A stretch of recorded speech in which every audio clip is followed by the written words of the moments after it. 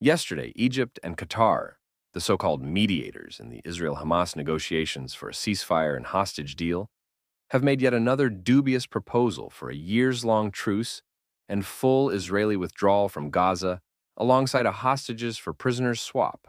A Hamas source told the BBC that the BBC has sources in Hamas, a mega-terrorist group which seeks the destruction of the West, including the BBC, and takes these terrorists at their word, is both dumbfounding and alarming. But that's another issue for another day. The reported proposal from Egypt and Qatar includes a ceasefire of between 5 and 7 years, a formal end to the war, a complete IDF pullout from Gaza, and the release of all Israeli hostages in exchange for Palestinian prisoners held in Israeli jails. In other words, Egypt, which supposedly has peace with Israel, and Qatar, the most two-faced regime on this planet, are pining for a Hamas victory. First things first, a 5 to 7 year ceasefire is not peace and calm. It's desperate, senseless procrastination, a political fig leaf that covers nothing and fools no one. It's a chance for Hamas to rearm, regroup, and re-indoctrinate another generation of children to hate Jews and dream of martyrdom. How do we know this to be true? Hamas's military wing, the Izz ad-Din al-Qassam brigades, has recruited around 30,000 young people from Gaza to join their ranks, according to a Saudi Al Arabiya channel report on Sunday, which cited Palestinian sources. We've seen this movie again and again and again, like a bad Spotify playlist on repeat. The 2014 ceasefire gave Hamas time to dig more tunnels and develop longer-range rockets. The hudnas, Arabic for temporary truces rooted in Islamic jurisprudence, are not acts of goodwill. They are tactical pauses in violence meant to buy time to regain strength and prosecute more violence. The classic historical example comes from the Prophet Muhammad himself. In 628 CE, he signed the Treaty of Hudaybiyah with the Quraysh tribe of Mecca, a 10-year truce meant to ensure peace between the Muslims of Medina and the Quraysh of Mecca. But just 2 years later, once Muhammad had amassed enough military power, he broke the truce and marched on Mecca, taking the city by force. Islamic militants today, including Hamas, study that playbook with reverence. They don't hide it. For them, a truce, a hudna, is a tool, a deception allowed, even encouraged, when weak, to buy time for jihad when strong. So, when Hamas offers quote-unquote unprecedented flexibility and a multi-year ceasefire, we should hear it for what it truly is. Hudaybiyah 2.0. The calm before the next storm, not because we misread them, but because we did read them and chose to ignore it. Thus, agreeing to a time-limited lull while leaving the architects of genocide in power is not just naive, it's suicidal. It doesn't end the war. It just sets the stage for the next one, with more casualties, more hostages, and more international crocodile tears when Israel is forced to act again. True peace doesn't come from pretending your enemy wants it too. It comes from removing the threat, fully, decisively, and for good. Let's be clear. Any peace deal that leaves Hamas standing, politically, militarily, ideologically, is not peace. It is a reprieve for a death cult, a breath of air before it reloads. October 7th was not a one-off, not a deviation, but the logical continuation of what Hamas has always been. It wasn't a protest gone too far. It was the manifesto made manifest. And so, the conclusion is simple. Israel must remain in Gaza, permanently. October 7th fundamentally changed the Israeli-Palestinian conflict. Our paradigms must change too.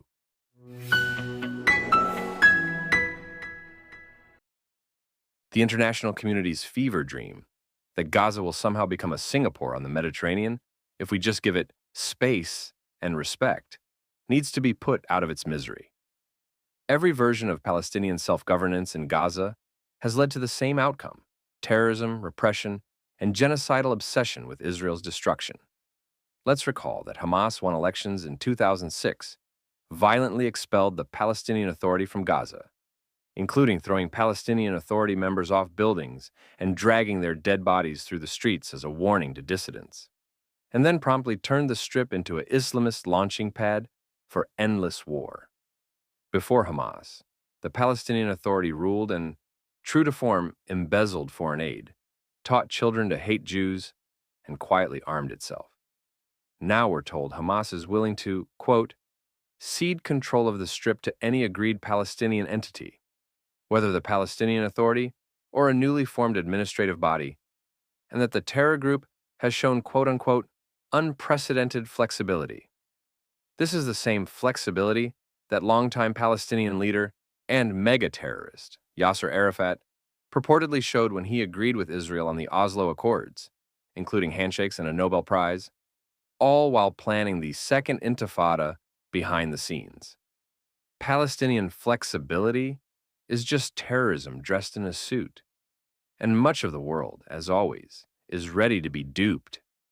Do they really think that we Israelis are that stupid?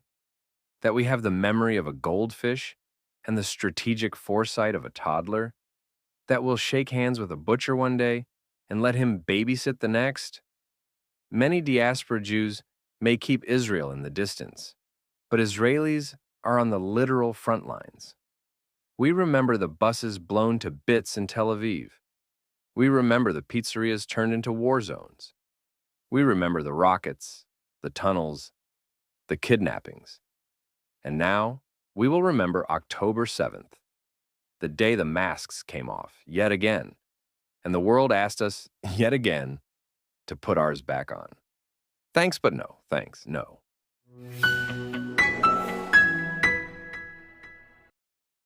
Some will scoff at the notion of Israeli control in Gaza.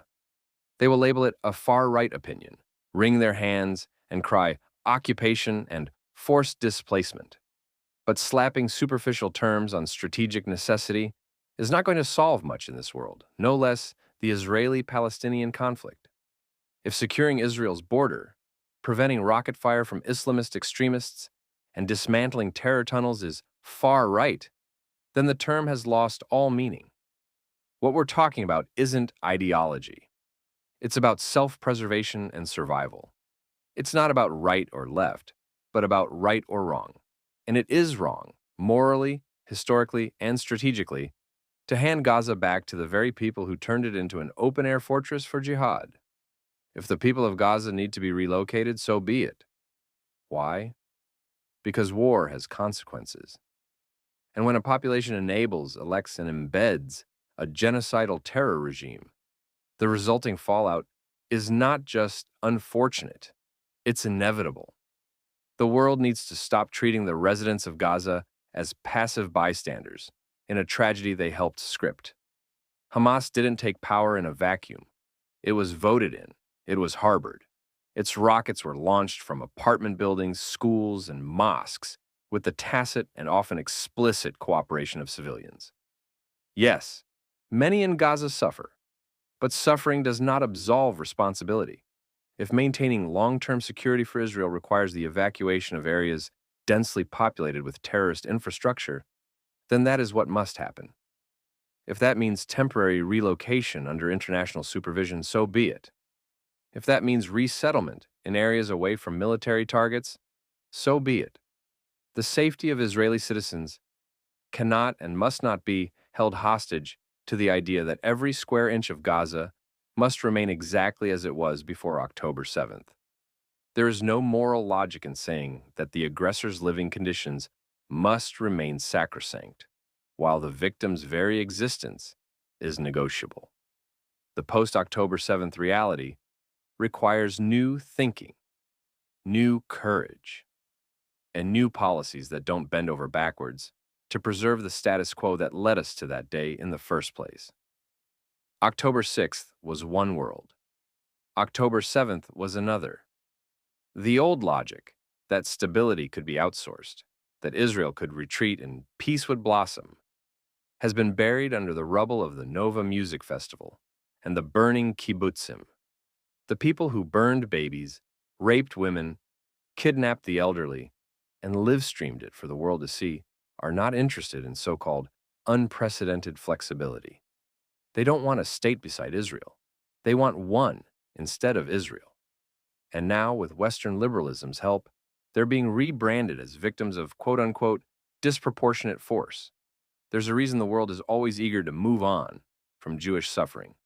There's a reason Hamas is being invited to participate in ceasefire talks while Israeli hostages rot in tunnels.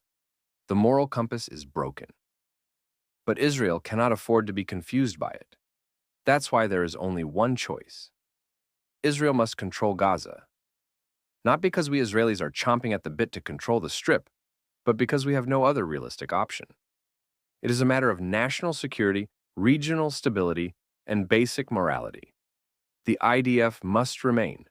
Terror infrastructure must be dismantled. UNRWA, the UN agency for so-called Palestinian refugees, must be ejected. The educational system must be rebuilt from scratch. The mosques must stop preaching genocide. The borders must be watched with the vigilance of a nation that remembers October 7th not as an aberration, but as a warning. Control isn't colonialism, it's sanity. And in the face of madness, sanity is the most radical and necessary stance of all.